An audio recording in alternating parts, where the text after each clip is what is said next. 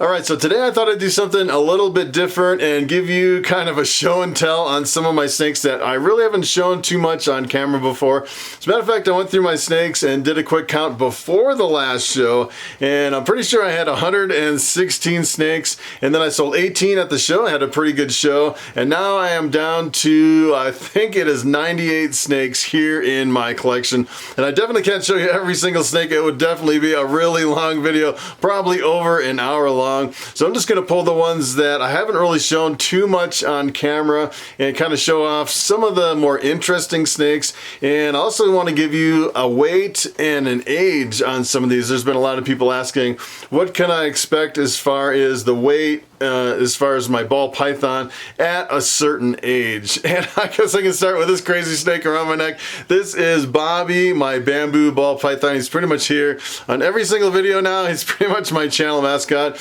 And he is a male ball python, about 6 years old. He's really huge. He's coming in at 2,380 grams. A really big male bamboo. I've never seen a male quite this big. Most people don't really feed them to where they get up to this size. I'd say this is kind of an exception to the rule when it comes to ball pythons. Usually the males stay a little bit smaller than the females, and I think it really has to do with feeding the ball pythons, because a lot of people are like, all right, I want to breed this ball python. Let's give the female some extra rats, see if we can get it up to weight a little bit faster. And I think that is really the reason that the females are a little bit bigger. So what I'm gonna do is I'm gonna start pulling some snakes, and I'm gonna show you some of the interesting snakes here in my collection. Alright, so take a look at this snake. This is a coral glow ball python, and the interesting thing is I actually went to the show, and I always thought coral glows and bananas were pretty much the same, just two different lines of the same snake. And I had some coral glow offspring that I produced from this guy, and the table right next to me had some banana little hatchlings, and there was quite a bit of difference between the two in the colors and the shades. As a matter of fact, there's some other people there with some bananas, and they look quite a bit different than my coral glow hatchlings. Of course, when they get bigger, this guy's taking off now. When they get bigger, they really fade out into this, it's kind of a two-tone yellow kind of a color. It's really interesting, and they get all these little kind of like freckling all through the snake, which is an interesting part of the gene. I say this is probably one of the most unique snakes as far as some oddities with the genes, especially these freckles. There's not really another morph that gets a lot of freckles like the coral glows and the bananas. It's really cool. And the other interesting thing about coral glows and bananas is that the sex of the offspring are linked to the gene, which is really interesting. So this one actually happens to be a male maker. So every single coral glow hatchling that I've produced from this guy has always been a male. I've never gotten a female from this guy, which is pretty interesting. And it's only connected to the coral glow genes. So I know there's some debate on this. Some people get in the comment section and say they don't think this is right, but as far as my experience, this is what I found. Every single coral glow hatchling that this produces is a male. Every single non-coral glow is pretty much 50-50 male or female. It's not really, you know, all female non-coral glows, because it seems like the male or the female is only connected with the coral glow gene, which is interesting. If you don't have the coral glow, you can't really have the sex link to determine if the offspring are male or females. That's what I found in my experience. And the other thing that's really interesting is when they're really small, their colors are completely different. So if you buy a coral glow, as a matter of fact, when I looked at this coral glow as a hatchling, it was so impressive and multicolored and oranges and all these different colors. And then as it ages and matures, it kind of turns into this like a two-tone yellow. I'd say not as impressive as the hatchlings. So as a matter of fact, you know what I think I'll do is I'll show you one of the offspring and show you the difference between an adult and the coloration and a hatchling. All right, so take a look at this snake. This is the offspring of that coral glow. This is a male coming in at 140 grams, just hatched out this year.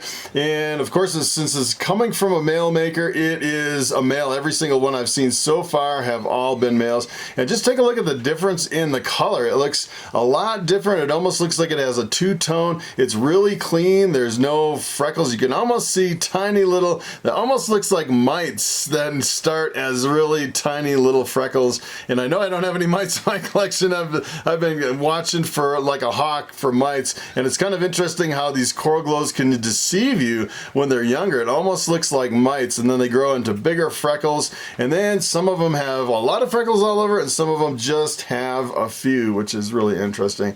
And I always thought that these coral glows had a really good attitude until I brought this guy to the show. And this one we named Stormy, and he was snapping at everybody at the show. I don't know what got into this coral glow, but I've never seen a coral glow so snappy in my life. It's pretty amazing. But that is the difference in coloration between the adult and the hatchling coral glows. All right, so take a look at this one. This actually is one of the hatchlings from last year from that coral glow bred to a normal. I can't quite figure out what is in the snake. This is essentially one of my dinker projects. It's a female coming in at about 1,100 grams, eating really heavy. As a matter of fact, this thing fasted for about 8 months and would just refuse to eat. And then all of a sudden it just snapped, and now it's back on food with a vengeance. I'm really trying to pound some rats into this thing and get it up to size. I'm hoping maybe next year it'll have some weight on it if it doesn't go into another long extended fast. And the interesting thing is this does not look like a normal color and pattern. It looks completely different than a normal, and that the coral glow that it came from is 100% hot pied. We're thinking this might be hot pied because of the belly tracks, but what I find really interesting is the scales on the belly are really really small. Usually on ball pythons, the belly scales are a lot wider than that, so I thought that was kind of interesting. It has a lot of yellow coming up through the sides and an interesting kind of a pattern. The only thing that even comes close to something that looks like this is a super arroyo, which is called a Rio, but I don't think there's a arroyo in either one of those snakes. I know there's something kind of going on with the female normal that it came from, but let me tell you, it definitely does not look like this. So this is kind of one of my dinker projects. I'm thinking maybe breeding that coral glow back to this one to see what else I can pop out of this, if it's reproducible or if this is just kind of a weird het pie that I popped out, but it's a really interesting project.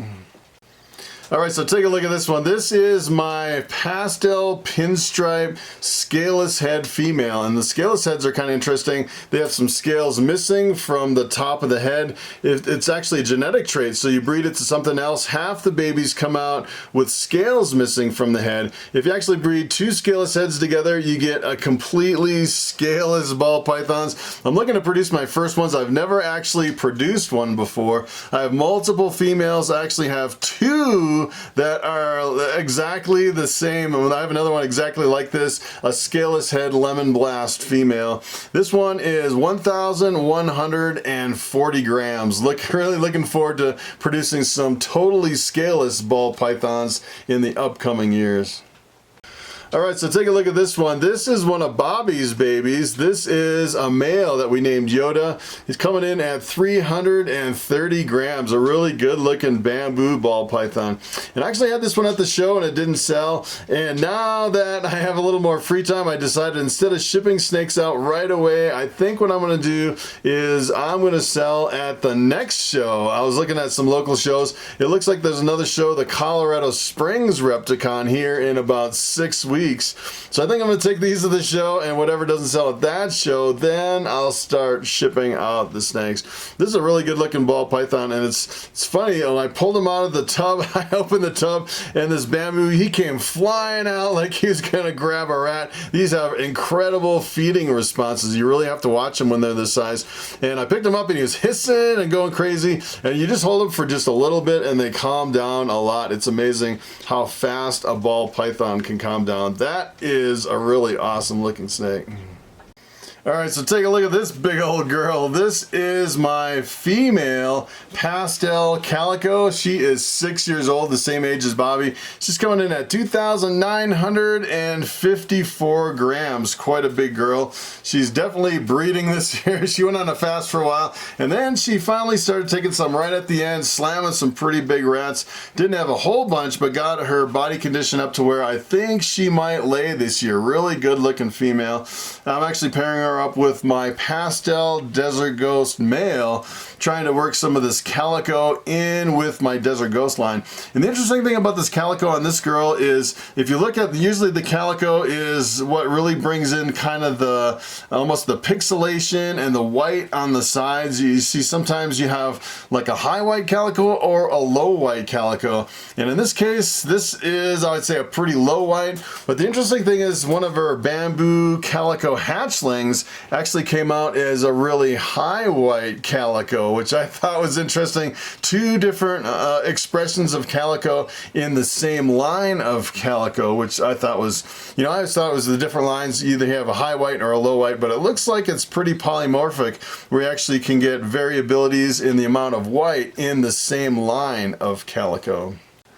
All right, so this is one of my oldest snakes. This is 7 years old. This is a spider pied male coming in about 2,100 grams. Probably my biggest male of all times, other than Bobby. He is really big. And the interesting thing about spider pieds is the spider mixed with the pied pushes all the color and pattern just to the head of the snake. So it's an all white snake with, I don't know if you can see the head kind of popping out there, but it just has just a little bit of color on the head, and everything else is white. And the other interesting thing is, in this particular snake, it has little like black ink spots, and you'll see that a lot of times in a lot of your pied combos, where they'll have little like splotches of black that are almost ink black on the snakes. It's kind of interesting. I really only see it in the pieds, where it's like a jet black on a bright white. Just kind of a unique part of the pied combo morph.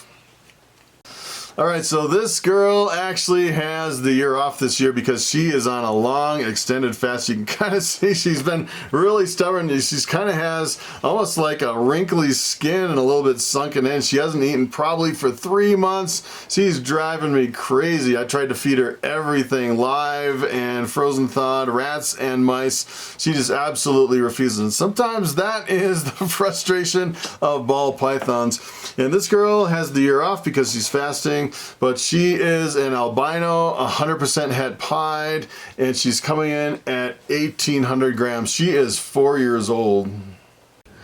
All right, so here is the last snake that I'm going to show you. This is a lesser scaleless head ball python. It's a male, coming in about 270 grams. This is the one I hatched out about 3 months ago, doing really well, eating like a pig, getting really big. As a matter of fact, my females won't be ready to breed next year. Probably not, because they're, well, they might be on the edge. I might give them 1 more year before I try to breed them. You really want to give them as much time as possible before you pair them up, because you'll get more weight on them if you actually delay the first breeding. But what I'm thinking about doing is, if I don't pair this with my scaleless head females, what I might do is pair it with another one of my lesser females that are fully mature, and get a blue-eyed leucistic, an all-white snake with blue eyes that is a scaleless head, which would be pretty cool. And then I could work that into my scaleless project. All right, so it is time for the question of the day. And Robert Nichols asks, where do I get my coconut husk from, and can you put 2 female ball pythons in 1 enclosure? And those are very good questions. As a matter of fact, I get my coconut husk from Pro Coco. I used to get it from Amazon. I paid $25 a block until I got quite a few snakes. Decided to get it from Pro Coco by the half pallet, which is 100 blocks, and I pay about $1,100 for 100 blocks. I end up paying about $11 a block, which is a lot more reasonable than ordering it through Amazon. Amazon. I'll say if you just have 1 or 2 snakes, you might want to just get the $25 block through Amazon, but if you have a whole room of snakes like I have, it's not very practical. And then the other question is, would I put 2 female ball pythons in one enclosure? I've actually seen some people do it, but I wouldn't recommend it because anytime you pair up snakes, you run the risk of them going into a long fast. They kind of think they're breeding. And the last thing you want to do is risk putting a ball python into another fast. A lot of times you have a hard enough time trying to feed them in the first place, much less trying to, risk pairing them up and putting them into a fast from something that you did besides the normal crazy ball python cycles. So that is pretty much it. Thanks for watching, and I will see you next time.